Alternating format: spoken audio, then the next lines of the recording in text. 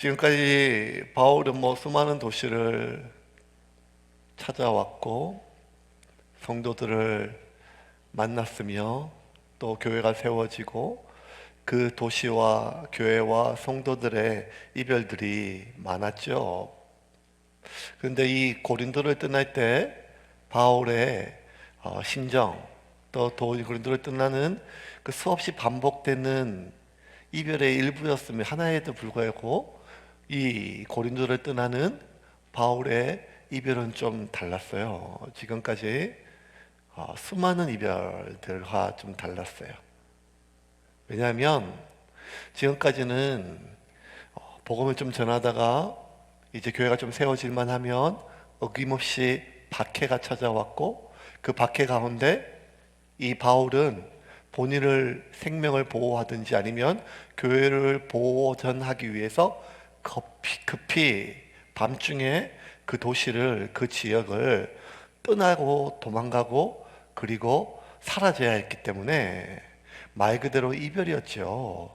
그런데 오늘 18절에 누가가 이 바울이 고린도를 떠나는 이별하는 이 장면을 무엇이라 묘사하는가 하면 작별이라고 묘사를 해요.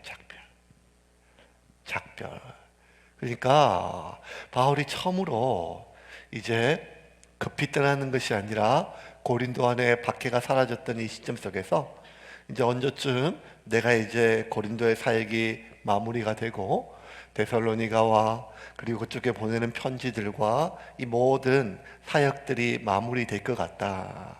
그리고 떠날 기약을 미리 이야기하고 그리고 나서 그 날이 가까웠을 때 충분히 그 고린도 성도들과 이별의 그 아픔, 아니 이별의 정을 나누고 떠나는 이별이었지만, 작별이었지만 이 바울이 갖게 되는 처음 겪는 따뜻한 이별이었어요. 그래서 서로 헤어짐은 아쉽고 또 슬펐지만 서로 축복해주고 기도해주고 서로를 바라보고 그렇게 충분한 시간을 갖는 따뜻한 이별이었어요. 두 번째, 이 고린도의 이 작별이 남다른 것은 바울에게 있어서 바울이 이제 고린도를 떠나기 위하여 고린도 옆에 있는 한 겐그레아라고 하는 항구로 내려갔거든요. 그 항구에서 이제 배를 타고 이제 그 이스라엘 땅으로 들어가면 돼요. 그런데 겐그레아 항구에 도착했는데 바울이 머리를 깎았대요. 머리를. 그 머리를 깎은 게 뭐가 대수냐? 여러분, 제가 2주마다 머리를 깎아요. 예. 돈이 많아서 그런 게 아니라 집에 이렇게 전자 바리깡 커터기를 가지고 2주에 한 번씩 옆머리를 이렇게 깎아요. 이렇게 옆머리 나오는 게 싫어가지고. 예. 그래서 제가 하도 짧게 깎으니까 집사람이 중국 변발 같다고 제발 좀 길러라고. 예. 저에게 힘이 안 돼요. 어쨌든 이렇게 지저분한 이런 거 싫어가지고 저는 2주마다 어떨 때 일주일에 한 번씩 이렇게 옆에 머리를 제가 스스로 면도기로 미는데 바울이 겐그라에서 머리를 깎았어요. 그러니까 이 머리를 깎았다는 것이 왜 무슨 의미가 있어서 이렇게 고린도를 떠날 때 기록할 것이 참 많았는데 바울의 머리 깎은 것을 누가가 그 한 절 안에 집어 넣었을까? 보통 우리 동양적인 어떤 문화 속에서는 머리를 깎는 것이 어떤 결단이나 결심이죠. 예, 그래서 막 공부 안 하고 천지사방 뛰들던 아이들이 고등학생이 막자기 머리를 깎으면 이제 공부하겠다는 거죠. 예, 제 학교 다닐 때는 이 녀석들이 제 친구들도 보니까 너무 과하게 눈썹도 미는 애들이 있었어요. 진짜 이렇게 한두 녀석 이렇게 보면, 예, 그러니까 한 일주일 지나면 공부 여전히 안 할 건데 그 눈썹 때문에 막 애써 이런 것들이 기억나요. 그리고 또 이렇게 보면 가끔씩 청년들 사이에 가다 보면 자매들이 이렇게 머리를 이렇게 짧게 자를 때가 와요. 보면 얘기는 안 하지만 지금 헤어졌거나 뭐가 지금 상태가 안 좋은 거죠.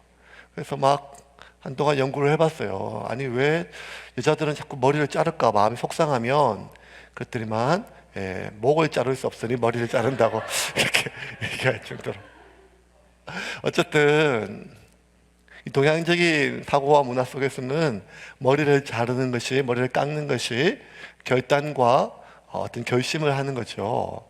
근데 유대 땅에서는 좀 반대였어요. 오히려 이 남자가 머리를 기르지 않았는데, 남자가 머리를 길게 기르는 것이 결단과 결심의 징표였죠. 누가는 오늘 18절을 기록하면서 바울이 머리를 왜 깎았는지에 대해서 그 앞에 한 구절이 나와요.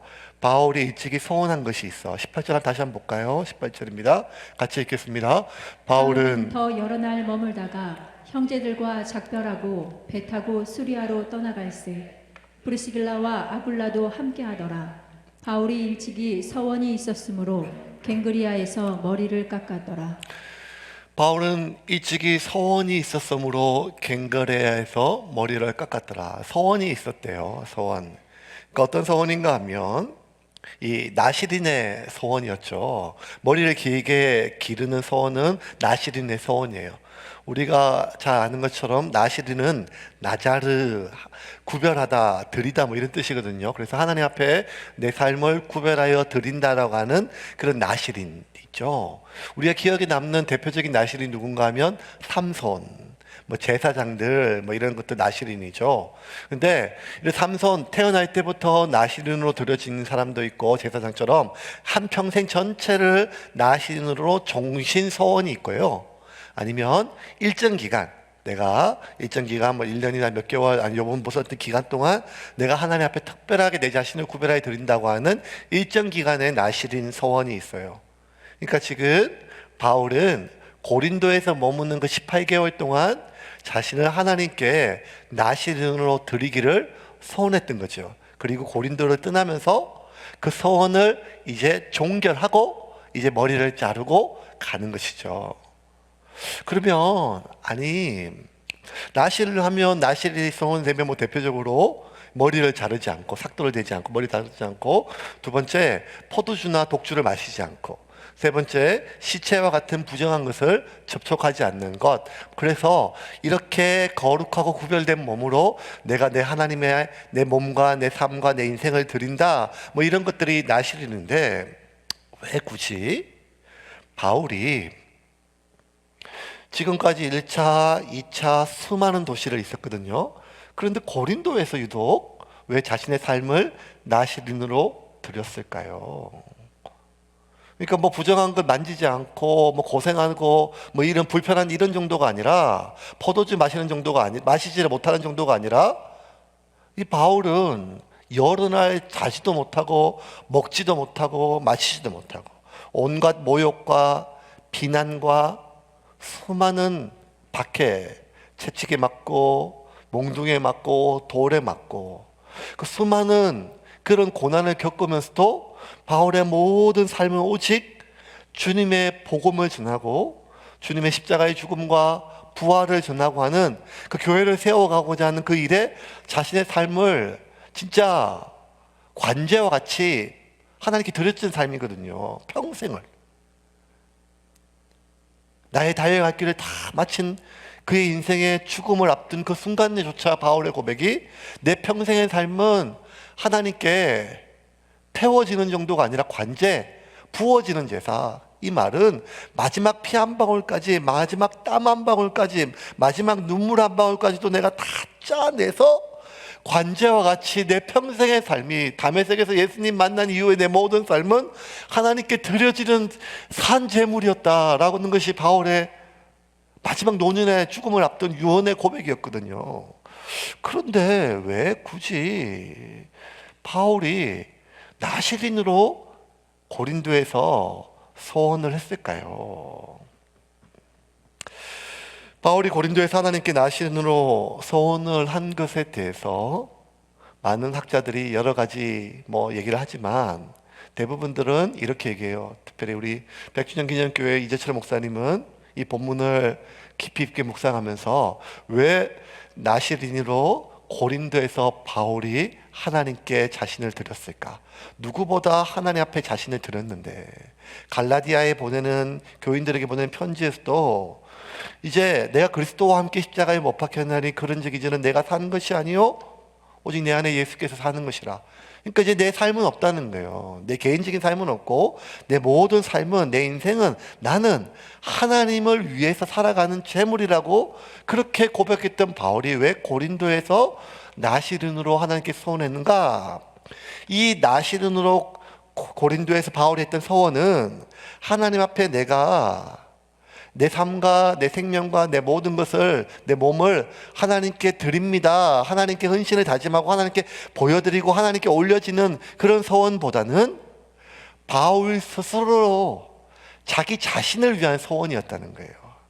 내 몸은 하나님께 드려진 몸이고 내 삶은, 내 인생은 이제는 내 것이 아니라 하나님의 것임을 내 자신이 확신하고 자각하기 위하여 소원했던 자기 자신을 위한 소원이라는 거예요. 저는 이 말에 동의를 해요. 고린도는 지금까지 바울에게 있어서 가장 안전한 도시였어요. 왜 수많은 도시가 아니라 고린도에서 그랬을까? 왜 고린도가, 바울은 어디를 가든지 자신의 소명과 사명을 잊지 않았는데 왜 고린도에서 바울이 다시 한번 마음을 다지고 내가 누구인지, 내가 어떤 삶인지, 내 인생이 무엇인지를 다시 한번 날마다 자각하기 위해서 고린도에서 나시린의 소원을 했을까? 왜냐하면 고린도는 바울이 지금까지 전도 여행하면서 만났던 그 어떤 도시보다 바울에게 가장 안전한 도시였기 때문입니다. 오늘 본문은 이 개역 성경에는 잘 나타나 있지 않지만 헬라어 원문에는 대라고 하는 접속사, 그리고라고 하는 접속사로 시작이 돼요. 그래서 우리는 그냥 오늘 본문에 우리 개역 성경은 바울은 더 여러 날 머물다, 이 대라고 하는 접속사를 번역하지 않았지만 킹 제임스 버전에서는 이 대라고 하는 접속사를 좀 더 자세히 번역해서 그리고 이 일 후에 바울이 고린도에서 여러 날을 머물렀다. 이 여러 날, 히나카스는 충분하다, 많다는 뜻이에요. 그러니까 바울은 지금 이 일 후에 여러 날을 머물렀다는 것이 무슨 말인가 하면, 이 일이 무언가 하면 이 갈리오의 재판이었어요. 갈리오가 재판을 하고 그 누구도 바울과 바울의 무리들, 고린도 교회와 교인들을 공적이거나 아니면 여론을 동원하여 사람들을 핍박하지 못하게, 고린도 시민도 마찬가지고 회당 지도자들과 유대인들도 마찬가지고 엄격하게 그렇게 법으로 결정한 뒤로부터 이 바울은 진짜 편하게 있었죠. 가장 고린도가 안전하였습니다. 그래서 거의 1년 반, 전체는 아니었지만 1년 반 가까운 기간 동안 바울은 이 고린도에서 가장 안전하게, 편안하게 보낼 수가 있었죠. 그리고 비로소 처음 가져보는 영육간의 완전한 휴식을 가질 수가 있었어요. 무엇보다 이 아굴라와 브리스길라 부부가 바울을 끔찍하게 숨겼거든요. 그 집에.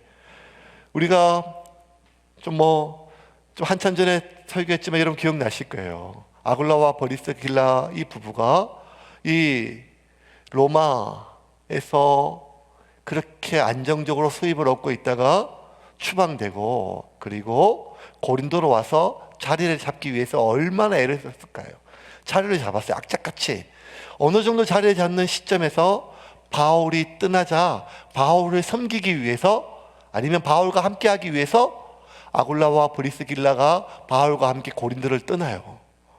이게 얼마나 귀한 부부예요. 그러니 바울과 함께 떠나기 위하여 지금까지 고린도에 쌓아놓았던 모든 기반을 내려놓고 떠날 정도의 부부였으니까 1년 8개월 동안, 1년 6개월 동안 바울이 고린도에서 이 아굴라의 집에 머무는 동안 얼마나 바울을 극진하게 섬겼을까요? 누구보다 아굴라의 아내 브리스길라. 그래서 오늘 이 18절부터 아굴라와 브리스길라가 아니라 브리스길라의 이름이 먼저 나와요. 브리스길라와 아굴라. 그러니까 아마 이 브리스길라가 교회뿐만 아니라 바울의 섬기는 이 부분들이 극진했겠죠. 그러니까 이 1년 반 동안 바울이 이 아굴라와 브리스길라 부부를 통해서 정말 그 육체가 너무 편하게 있었어요. 회복될 정도로. 치유될 정도로. 또 하나, 그 1년 반 동안 고린도에서 바울은 육체뿐만 아니라 그의 정서와 마음도 가장 편하였어요. 누군가 나를 죽이는 사람이 없다, 누군가 나를 쫓아오는 사람이 없다, 누군가 나를 해하려고 하는 사람이 없다 라는 이유 하나만으로도 얼마나 사람이 편안한데요. 사실 뭐 지난주 하고 전주 중에 이제 뭐 경찰서에서도 교회에 막 점검하러 오고 구청에서도 오고 뭐 이래가지고 또 이번 주 주일날 또 예배 온다고 하니까 괜히 막 제가 마음이 그냥 죄진 것도 없는데, 저는 경찰이 길 가다가 교통경찰 말고는 그걸로 이렇게 가슴이 들썩하는 일이 없거든요. 그러니까 뭐 그냥 이렇게 뭐 별거 없죠. 우리가 다 준수하고 다 따르니까 점검해도 뭐 별거 다를 것이 없는데, 그냥 이번 주일날 온다는 얘기만 들어도 여러 가지 신경이 많이 쓰여요. 신경이 많이 쓰이고 긴장이 좀 되고. 그런데 뭐 점검 정도가 아니라 죽이려고, 고문하려고, 그런 사람들이 늘 호시탐탐 이 바울을 노리고 있었는데 그게 없어졌으니까 바울 안에 늘 만성적인 불안과 두려움이 있었거든요. 근데 긴장이 사라진다고 한다는 것은 이 바울에게 있어서 얼마나 정서적으로 심리적으로 큰 치유가 되는지를 몰라요. 저는 이거 누구보다 이 바울의 심정이 이해가 돼요. 작년에 제가 수요 영성 집회 때 긴장이라고 하는 제목으로 한번 설교를 했어요. 물론 아무도 기억이 안 나겠죠. 근데 제가 2011년도 제주도에 있을 때, 그 전에 공황장애고 그리고 여러 가지 막 모든 게 다 망가져서 사역을 일시간 내려놓은 것이 아니라 이제 사역을 내가 하면 나는 사역을 하면 안 되는 사람이 사역을 못 하겠다 하고 다 끝나고 다 내려놓고 제주도 내려갔을 때, 하민이 영진이 애들 초등학교인데 오토바이 태워가지고 맨날 아침마다 학교에 태워주고 오후에 학교에 태워왔어요. 지금 이 무렵이에요. 3월 말 4월 초 제주도에 내려온 지 한 3개월 남짓 지났을 때인데, 애들을 학교에 태워주고 오토바이를 타고 제 숙소로 데려오는 그 길에 제주도 4월 너무 이쁘거든요. 온 밭에 유채꽃이 다 폈고 햇볕이 따사롭고 공기가 맑고, 그리고 저쪽에 보면 한라산에 눈이 아직 안 녹았어요. 한라산, 표현이 그렇지만 한라산 대가리는 아예 하얘요. 이렇게 딴 데는 이렇게 노란데. 근데 오토바이 타고 오는데 이상하게 기분이 너무 좋은 거예요. 기분이 참 좋은 거예요. 너무너무 좋은 거예요. 기분이 왜 좋지? 왜 좋지? 뭐가 좋지? 제가 감정을 살피는 사람이니까, 마음을 살피는 사람이니까 이게 무슨 감정이지? 기쁨인가? 감사인가? 즐거움인가? 날씨 탓인가? 뭘 아무리 해도 이게 어떤 감정인지 제가 모르겠어요. 감정 전문가인데. 한참을 생각하다가 제 안에 머리에 딱 떠오르는 생각이 뭐였는가 하면, 제 안에 있는 감정을 분석하다가 이거는 제 안에 가득 찬 감정이 아니라 어떤 감정이 없는 상태예요.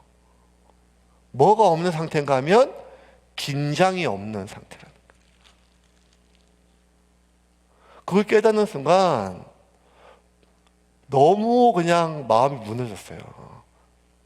긴장이 없는 상태를 40년 동안 살면서 한 번도 경험하지 못한 것처럼 늘 24시간 누굴 만나든 어디에 있든 뭘 하든지 간에 늘 마음속에 긴장과 불안이 늘 나를 짓누르고 있다가, 그 제주도에 내려와서 어느 봄날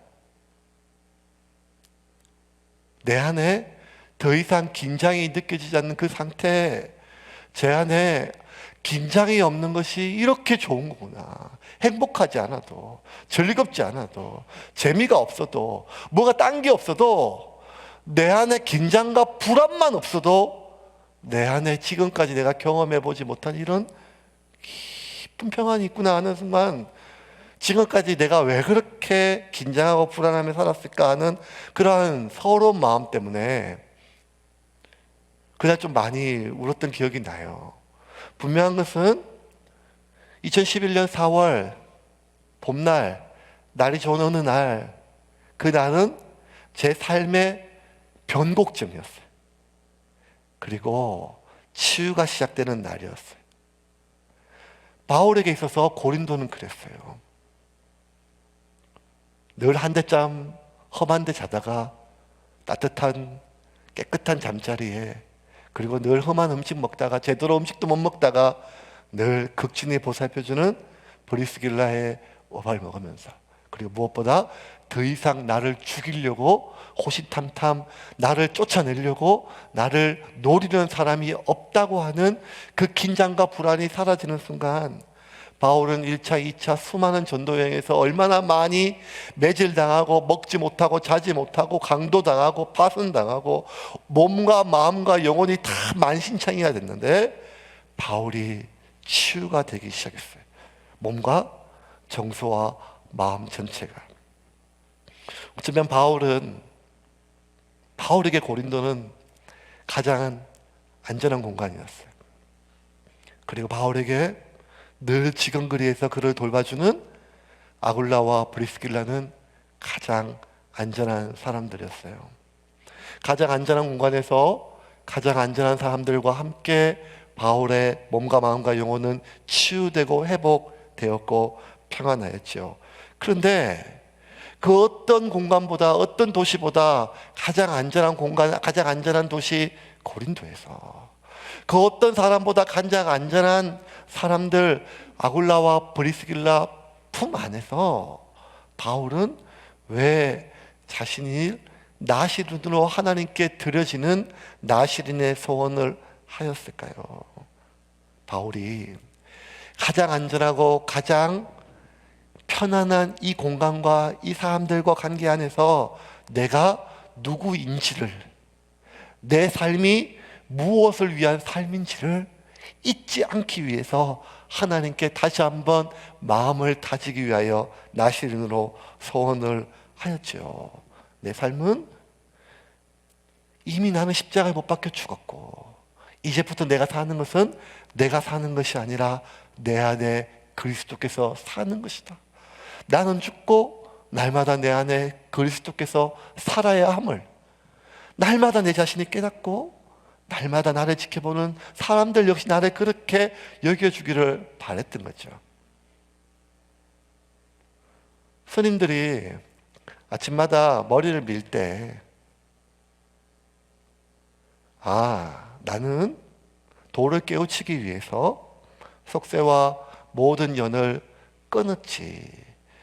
나는 그런 사람인지를 스스로 확인하고, 그렇게 머리를 민 성녀들을 볼 때 사람들 역시 저 사람은 도를 깨우치기 위해서 자신의 머리를 민 것처럼, 머리를 잘라버린 것처럼 자신의 모든 인연을, 관계를, 삶을 잘라버린 사람이라고 인정하듯이 바울 역시 어쩌면 아침마다 일어나서 성녀가 머리를 밀듯이 반대로 그 남자가 긴 머리 속에 매일매일 나시린들은 머리에 기름을 발랐거든요. 기름을 바를 때마다 내가 오늘 하루의 나의 삶은 하나님께 드려진 삶이고, 내 인생은 나를 위한 삶이 아니라 하나님께 드려진 삶이란 것을 날마다 자각하고, 그리고 그런 긴 머리의 바울을 지켜보는 사람 역시 바울을 그렇게 알고 여겨주기를 바울이 바랬던 것입니다. 어쩌면 바울이 머리를 길게 기르는 것은 당시 헬라 문화 한복판, 지난주 제가 말하면 실수해가지고 이탈리아라고 했는데 지금 그리스 땅이거든요. 헬라 문화 한복판에 이 남자가, 성인 남자가 머리를 기르는 것은 굉장히 오해를 살 수 있는 일이었어요. 그 당시 남자들 머리를 잘랐어요.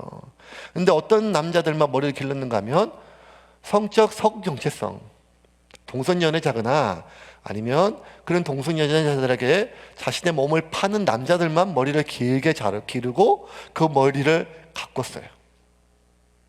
그러니 헬라 문화 한복판, 그것도 가장 음란한 고린도, 성적으로 그런 자들이 많았던 그 도시에서 유대인이 남자가 머리를 길게 기르는 것은 지금까지 바울이 겪어보지 못했던 그 어떤 불편을 넘어서 오해도, 종교적인 어떤 그런 오해가 아니라 성전책성, 모욕당하는 그런 몸을 파는 남자라고 하는 그런 모욕당할 수 있는 일이었었어요. 그래서 바울이 고린도에 보낸 편지 보면 11장에 고린도에 보면 고린도전서 11장 14절에 보면 이제 성전 안에서 여자들이 머리에 예배포를 써내야 마느냐 이 문제를 설명하기 위해서 이 남자가 머리를 기르는 것에서 이렇게 얘기를 했어요. 표현했어요. 한번 볼까요? 같이 읽겠습니다. 만일 남자에게 긴 머리가 있으면 자기에게 부끄러움이 되는 것을 본성이 너희에게 가르치지 아니하느냐. 긴 머리가 있으면 자기에게 부끄러움이 되는 거죠. 이게 굉장히 부끄러운 일이에요. 그런데도 불구하고 바울이 그것을 감수하고 머리를 계속 기르면서. 근데 이게 조금 또 어떤 교회 사가들은 바울이 머리를 기르기는 좀 쉽지 않았겠다. 왜냐하면 그가 대머리라고 하는 말들이 많았거든요. 그러니까 주변 머리만 길렀을 수도 있습니다. 그 머리를 길러도 이렇게 좀 이렇게 이쁜 긴 머리가 있는데 바울은 또 그렇지 않을 수 있겠죠. 그러니까 바울의 외모가 사람들에게 많이 놀림을 당했었으니까요. 근데 그럼에도 불구하고 바울이 그렇게 길렀어요. 근데 바울은 이런 불편뿐만 아니라 자신의 삶의 가장 근본적이고 가장 자신에게 허락된 유일한 즐거움인 먹는 즐거움까지도 포기하는 서원이었어요. 왜냐하면 이 나시르는 포도주나 독주를, 포도와 관련된 것들을 먹지 않기를 결심하는 것이거든요. 그 당시에는요, 이 포도주가 술이보다는 음료의 개념이었어요. 그런데 이 바울이 1년 6개월 동안 내가 나시르로 서원하는 순간 그 빵을 그냥 맹물로만 먹는 거하고 똑같은 거죠. 그러니까 어떤 거가 번인가 하면 여러분 1년 6개월 삼시세끼 그 빵을 맹물로만 먹는 것이 지금 이렇게 생각하면 돼요. 가끔 TV에 보면 3년 동안 10년 동안 맥도날드 햄버거만 하루 3끼 먹었던 사람들이 가끔 나오죠. 그래도 몸에 건강에 이상이 없다 이렇게 얘기하기도 하는데 그렇게 1년 365일 하루 3끼를 햄버거만 먹는 사람이 있죠. 그런데 그 햄버거를 탄산음료가 아니라 물하고 먹는 사람은 없어요. 예, 저보고 햄버거를 물하고 먹으라 하면 저녁까지 미룰 거예요. 더군다나 이 지중해나 이스라엘이나 아니면 지중해 연안의 수많은 국가들은 그 모든 그 기반함이 석회암이기 때문에 지하수가 석회암이 녹아서 석회수가 섞여있던 뿌연 물이에요. 우리가 마시는 그런 맑고 시원한 물이 아니라 뿌연 물이기 때문에 이 물이 위에 좋지 않기 때문에 건강에 좋지 않기 때문에 이 지중해 있는 많은 사람들이 일찍부터 볼이나 아니면 포도를 통해 가지고 그걸로 맥주나 아니면 포도주처럼 식사와 함께 먹을 수 있는 음료로 그렇게 많이 오랫동안 했어요.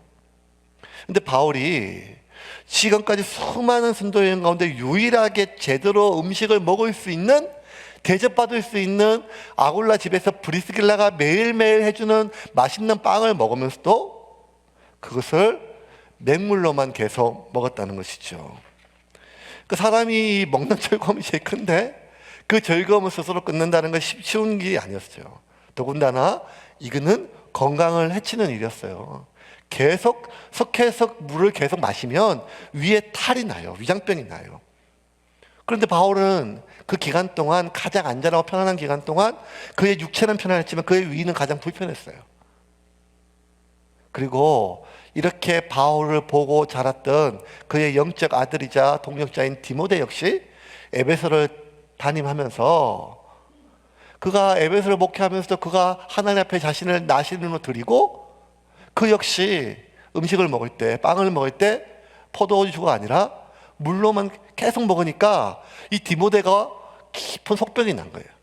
그래서 바울이 디모데에게 보내는 목회 마지막 바울이 유서를 쓰는 심정으로 디모데에게 보내는 이 편지에 마지막에 디모데에게 뭐라고 당부하는가 하면 너 그 위장병 이제 물만 마시지 말고 포도주도 같이 마시라 밥 먹을 때 그렇지 않으면 큰일 난다 이렇게 보내는 구절이 있죠. 한번 찾아볼까요? 디모데전서 5장 23절입니다. 같이 한번 읽겠습니다. 시작.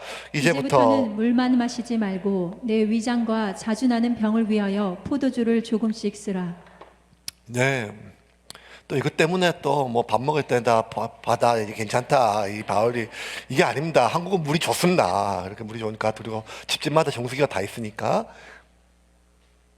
그만큼 바울이 자신의 몸을, 그리고 바울이 뭐 방탕하게 살았겠어요? 뭔 즐거움이 있었겠어요?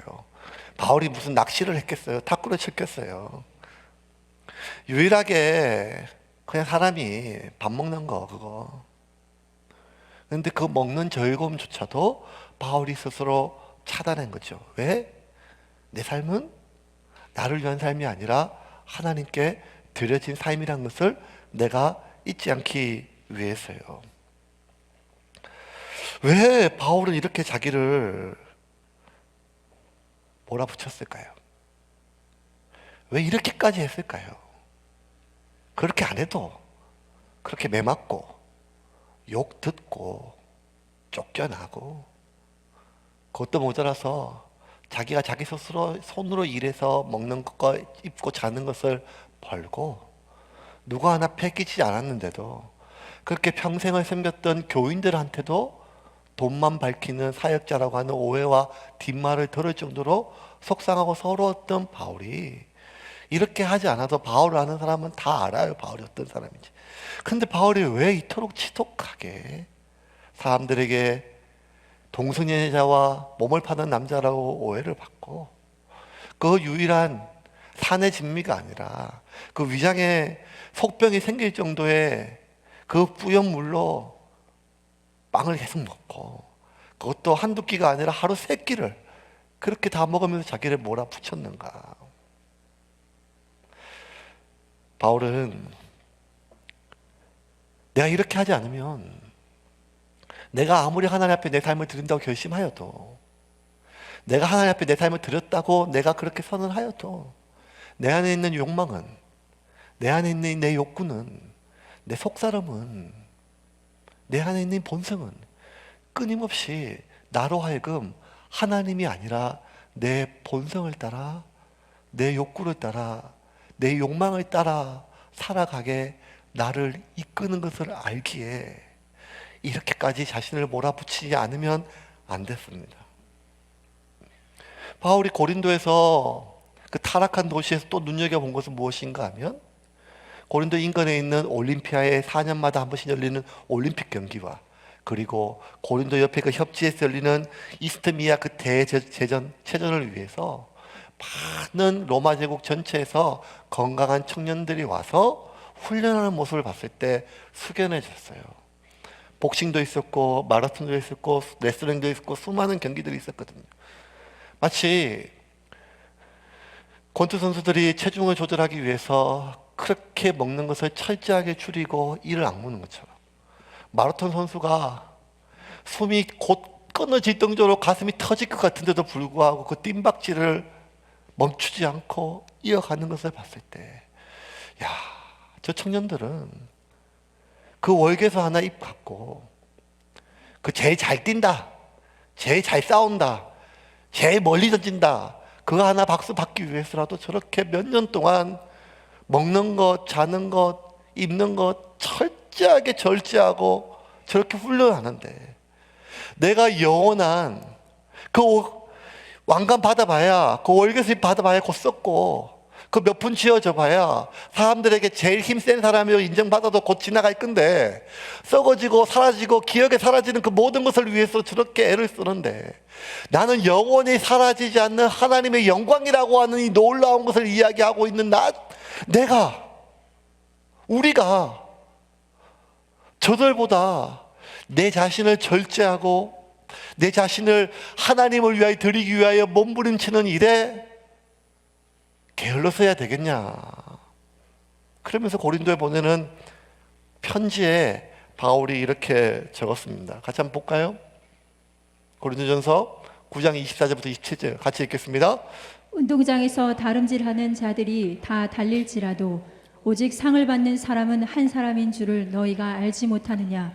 너희도 상을 받도록 이와 같이 다름질하라. 25절에 이기기를 다투는 자마다 모든 일에 절제하나니 그들은 썩을 승리자의 관을 얻고자 하되 우리는 썩지 아니할 것을 얻고자 하니라. 바울은 모든 것을 할 자유가 있었어요. 제사에 드려진 고기도 먹을 수 있었고 포도주가 아니라 어떤 다른 것도 마실 수 있는 모든 자유가 있었지만, 그 어떤 것도, 어떤 음식도, 그 무엇도 그리스도 안에 있는 우리의 구원과 거룩함을 손상시킬 수 없고, 그런 믿음이 있었고 자유가 있었지만 바울이 모든 일에 절제했던 것은 썩을 것이 아니라 썩지 않을 것을 위해서였어요. 26절에서 볼까요? 같이 읽겠습니다. 그러므로 나는 다름질하기를 향방 없는 것 같지 아니하고 싸우기를 허공을 치는 것 같이 아니하며 내가 내 몸을 쳐 복종하게 함은 내가 남에게 전파한 후에 자신이 도리어 버림을 당할까 두려워함이로다. 27절, 내가 내 몸을 쳐 복종케 하면, 바울이 자기가 이렇게까지 하는 게 마치 자기 몸을 학대하는 것처럼 느껴졌어요. 그런데 이렇게까지 내가 내 자신을 쳐서, 노예가 자신의 몸에 채찍질을 맞는 것처럼 주인이 치듯이 내가 내 스스로를 이렇게 쳐서 복종시키는 이유는, 나는 내가 이렇게 생명 걸고 복음을 전하고 하나님 나라를 전했음에도 불구하고 내가 전한 그 복음을 내 스스로가 내려놓고 타락할까 봐 나는 내 자신을 안다는 거예요. 내가 사도지만, 내가 복음을 전도하는 전도자지만, 내가 교회를 세우는 사람이지만, 내가 복음과 말씀을 가르치는 사람이지만, 나는 언제든지 내 속에 있는 나의 본성이, 나의 욕망이, 내 속사람이, 나의 욕구가 나를 잡아당겨 내가 전한 복음과 반대되는 삶을 나도 모르게 살면서 나는 여전히 사도인 것처럼, 나는 여전히 성도인 것처럼, 나는 여전히 하나님의 자녀인 것처럼 나 스스로 착각할 수 있음을 알기에 이토록 먹지 못하고 이토록 사람들에게 수많은 모욕을 당하면서도 내가 나시린으로 있기를, 하나님께 드려짐을 날마다 나 자신 스스로와 사람들에게 보여지기를 결심하였다는 말입니다.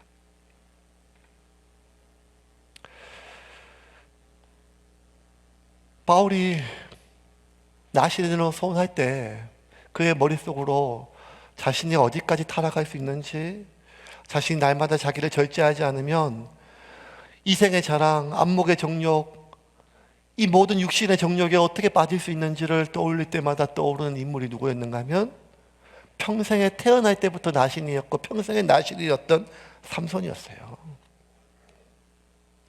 삼손은 그 긴 머리를 가지고 나신의 복장이 있었기 때문에 이스라엘뿐만 아니라 이방 땅에도 어디를 가도, 한국의 성녀가 미국에 가도 성녀인 거 아는 것처럼 삼손이 이방 땅에 갈 때도 누구나 저 사람은 유대인의 나시린임을 알 수가 있어요.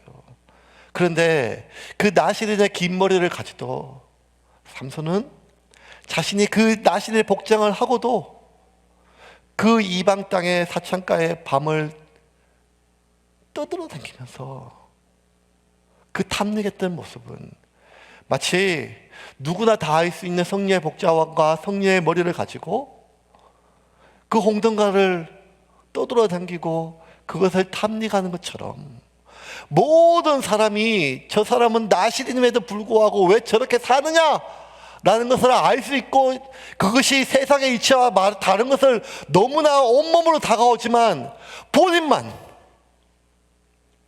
나는 나시린이기 때문에 나는 여전히 여호와의 능력으로, 아니 내 속에 있는 능력으로 저 이방 모든 블레셋 군사를 물리칠 수 있는 능력자인 것처럼 착각하면서 비참한 최후를 맞았던 삼손처럼, 내가 아무리 예배를 드리고, 내가 아무리 교인 안에 있고, 내가 아무리 지금까지 어떤 사역을 하고 살았다 할지라도 지금 이 순간 내가 하나님의 영광을 위하여 먹고 마시는 것이 아니라 지금 이 순간 내 삶이 내 인생과 내 삶을 위한, 미래를 위한, 내 안락함을 위하여 사는 삶이 아니라 하나님께 드려진 삶이라는 것을 망각하는 순간 나 역시 내 속에 있는 욕망과 본성과 욕구와 그 죄악의 속사람에 이끌려 삼손처럼 비참한 최후를 맞이할 수 있음을 깨닫기를 바라는 것이죠. 이제 말씀을 좀 정리하겠습니다. 어쩌면 고린도는 로마 전체에서 가장 재밌는 곳이었습니다. 외국에 이민 간 성도들이 거의 가끔씩 얘기하더라고요. 호주 어때요? 뉴질랜드 어때요? 참 좋아요. 근데 심심해요. 그래서 그 땅들을 심심한 천국이라고 하더라고요. 근데 한국에 오면 재밌는 게 너무 많대요. 그래서 자기가 살던 땅은, 그 외국은 심심한 천국이고 한국에 오면 신나는 지옥이래요.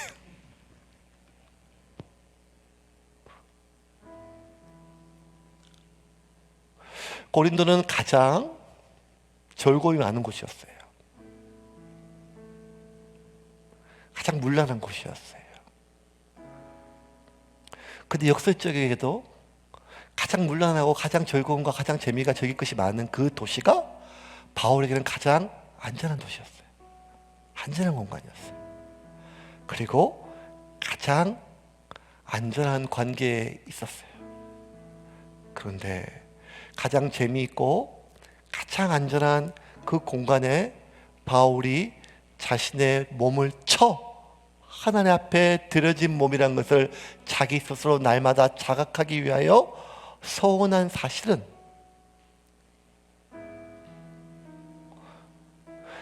이 본문을 설교하는 제 안에 우리도 이렇게 살아야 됩니다. 여러분, 이렇게 설교를 못하겠어요. 설교를 못하겠어요. 우리도 이렇게 바울처럼 반찬 없이 밥만 먹고 늘 하나님 앞에 24시간 그렇게 살아가야 됩니다라고, 저 역시 그런 삶과 거리가 먼데 어떻게 하겠어요? 이거 어떻게 설교해야 될지 모르겠어요. 근데 그럼에도 불구하고 바울이 왜 이렇게 했는지는 알겠어요. 그것은 자기는 결단코 이전의 삶으로 돌아갈 수 없다고 하는 간절한 마음이었어요. 내가 그리스도의 종이고 그리스도의 십자가에 구원받고 날마다 그리스도의 십자가에 못 박힌 사람이라는 것을 알기 전에 자신의 삶으로 돌아갈 수 없다는 생각이었어요. 좀 재미없어도, 좀 불편해도, 좀 욕먹어도, 좀 오해를 먹어도, 아무리 재미있는, 아무리 안전하고, 아무리 쾌락적이고, 아무리 안락한 그 삶으로는 더 이상 돌아갈 수 없다고 하는 바울의 생각은 공감이 갑니다. 왜 우리가 이렇게 욕을 먹으면서까지 예배를 집착할까요? 세상의 논리를 따지면 이해가 되죠. 돈 때문에, 오케이, 그럼 목사는 헌금을 수금해야 되니까, 돈을 받아야 되니까 이렇게 악착같이 예배를 하려고 하겠죠. 그건 이해가 그렇게 논리로 돼요. 그런데 왜 성도들은 왜 그렇게 자기 돈을 써가면서도 그렇게 오해를 받고 욕을 먹으면서까지도 예배를 집착할까요? 그냥 그 교주 같은 목사한테 홀려서 머리가 비어서 그것만은 아닌 걸 우리가 알지 않습니까? 그것은 이전의 삶으로 돌아갈 수 없기 때문입니다. 이전의 삶으로, 하나님 없는 삶으로 내가 돌아갈 수 없기 때문에, 지금 내가 하나님 앞에 바울처럼 정결하게 절제하며 헌신적으로 살아가는 것도 아니지만, 더 싫은 것은 이전의 그 삶으로 돌아가는 것은 더 싫기 때문에, 그래서 예배를 들을 때마다 우리는 하나님 앞에 서운하는 것이죠. 내 자신이 확인되는 것이죠. 하나님, 내 삶은 하나님께 드려진 삶입니다. 하나님, 내 삶은, 내 인생은 하나님께 드려진 인생입니다. 구약의 어떤 제사도 제사가 끝날 때 온전한 몸으로 남아있는 재물이 뭐가 있었어요? 다 태워지고 각이 잘려지고 뿌려지고 갈려지고. 그런 것처럼 예배 때마다 내 자신은 죽고, 내가 좀 불편해도, 내가 좀 욕먹어도, 내가 좀 힘들어도, 내가 좀 하고 싶은 거 못한다 할지라도, 그럼에도 불구하고 나는 하나님께 드려진 삶이며, 그렇게 내 삶의 모든 여정을 마치고 이 길의 끝에 서 있는 당신의 주님을 기쁜 모습으로 만나기를 원합니다. 더럽고 추악하고 부끄러운 모습이 아니라 그런 간절한 마음이 우리 안에 있지 않습니까? 사랑하는 세용 가족 여러분, 육체의 욕망은 잠시 달지만 결국 우리를 하나님의 형상이 아닌 짐승의 형상으로 그렇게 빠뜨립니다. 결코 이전으로 돌아갈 수 없습니다.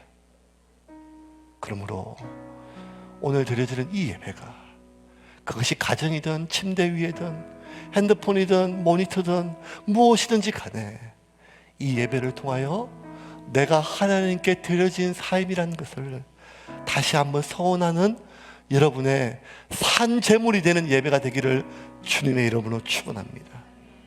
이번 일주일도 그렇게 날마다 말씀 앞에 하나님께 드려지는 삶으로 살아가기를 주님의 이름으로 축원합니다.